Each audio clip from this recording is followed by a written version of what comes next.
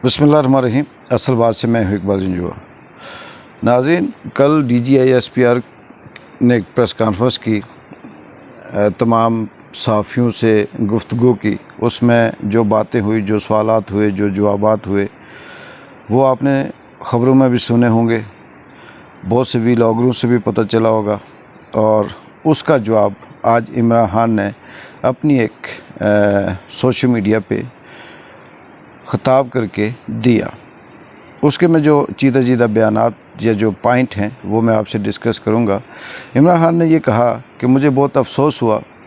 कि ये कहा जा रहा है कि पाकिस्तान के अंदर पाकिस्तान तहरीक इंसाफ और इमरान खान साजिश कर रहे हैं, यानी कि पाकिस्तान के अंदर साजिश चल रही है,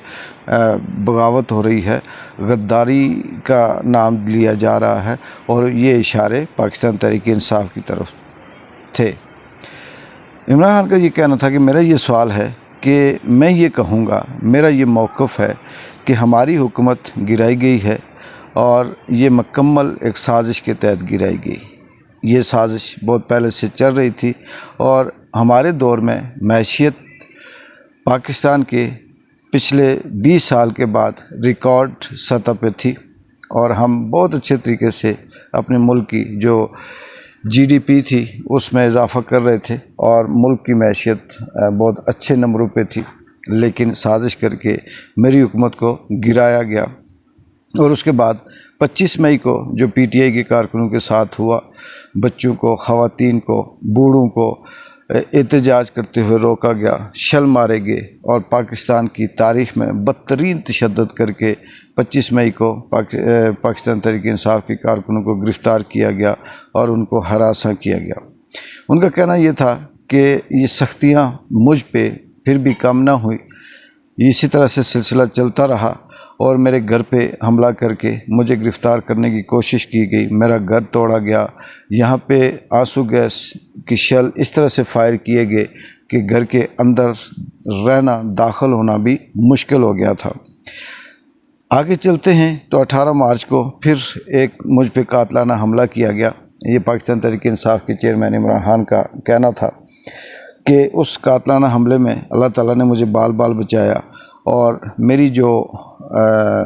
जमात थी उनको हरासा करने की, उनको मुसलसल धमकियाँ और साजिशें करके, मुकदमे करके उन्हें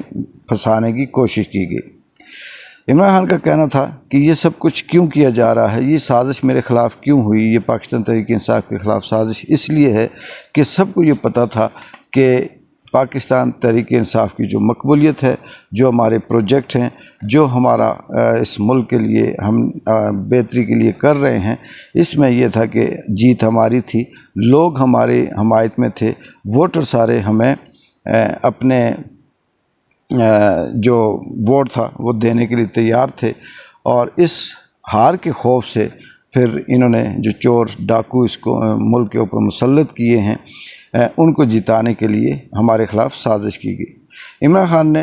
इसी चीज़ को आगे बढ़ाते हुए फिर कहा कि ये जो 9 मई को जो वाक़या हुआ, इसकी पूरी कौम हम सब मज़म्मत करते हैं, गलत हुआ, लेकिन ये कहा जा रहा है कि ये मुल्क के ख़िलाफ़ बगावत थी और ये इस बगावत का ज़िम्मेदार भी पाकिस्तान तहरीक इंसाफ को और चेयरमैन इमरान खान PTI उन्होंने कहा कि मुझे इसकी बगावत का ज़िम्मेदार ठहराया जा रहा है। लेकिन मैं ये गवाही से कहता हूँ, इमरान खान ने ये कहा कि जब उस दिन 9 मई से पहले मैंने इन्हें ये कहा कि अगर आपने मुझे गिरफ़्तार करना है तो मुझे वारंट दिखाएं और मैं चुपचाप आपके साथ चला जाता हूँ, लेकिन इन्होंने ऐसा नहीं किया। इन सब ने इसमें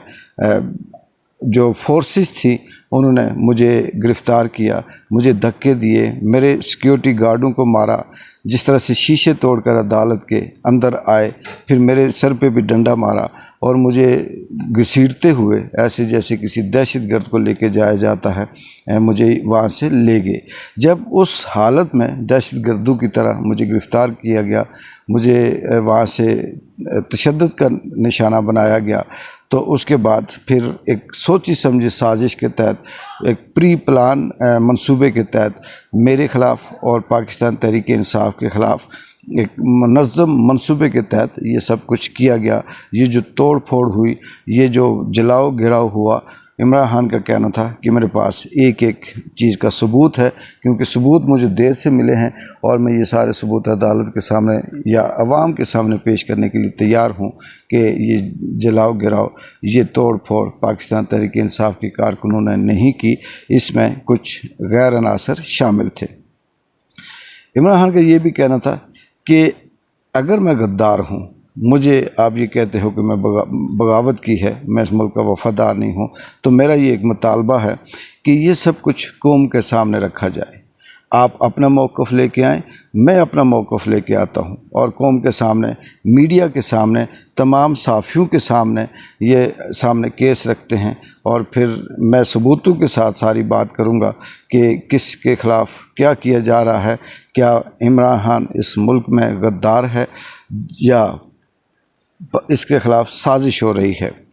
عمران خان نے یہ بھی کہا کہ میں وہ شخص ہوں جو اس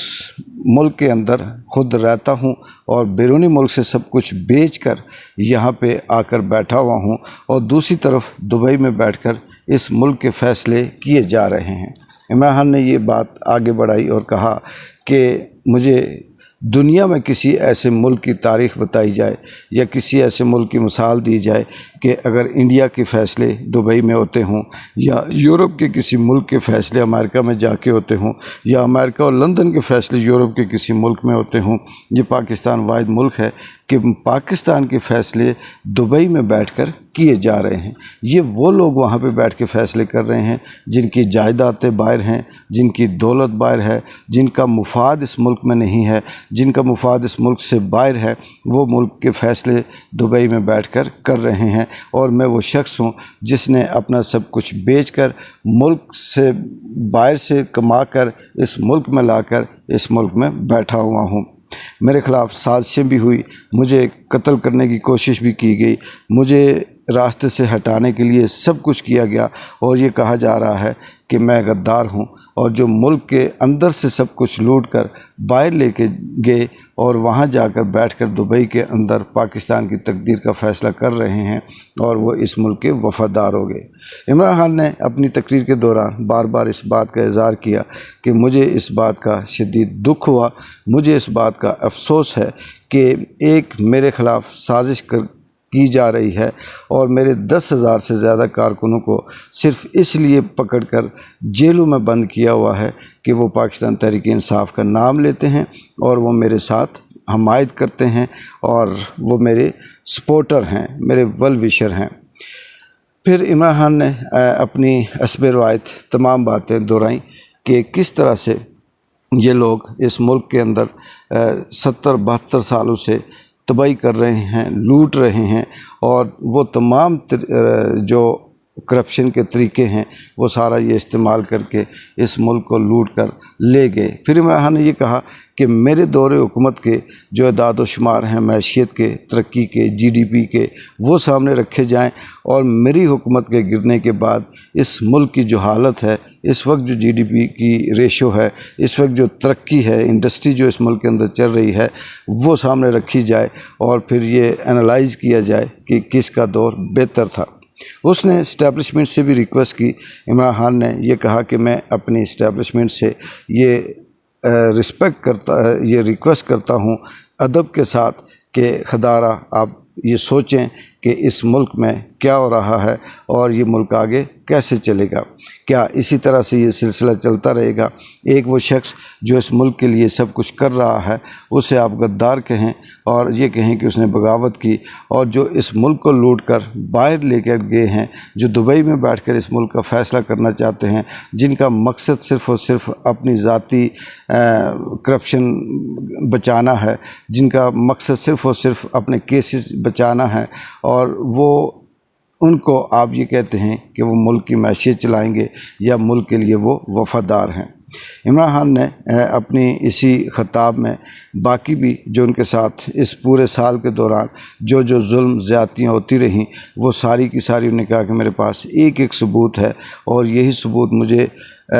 کس نے دیے وہ بھی انہوں نے بتایا کہ میں سب کچھ عوام کے سامنے رکھنے کے لیے تیار ہوں، اور آپ بھی عوام کے سامنے رکھیں۔ آپ مجھے غدار ثابت کریں اور میں یہ ثابت کروں گا کہ میرے خلاف سازش ہوئی ہے اور میری حکومت کو گرانے کے لیے ہر وہ حربہ استعمال کیا گیا جو پاکستان نہیں، دنیا کی کسی تاریخ میں نہیں ملتا۔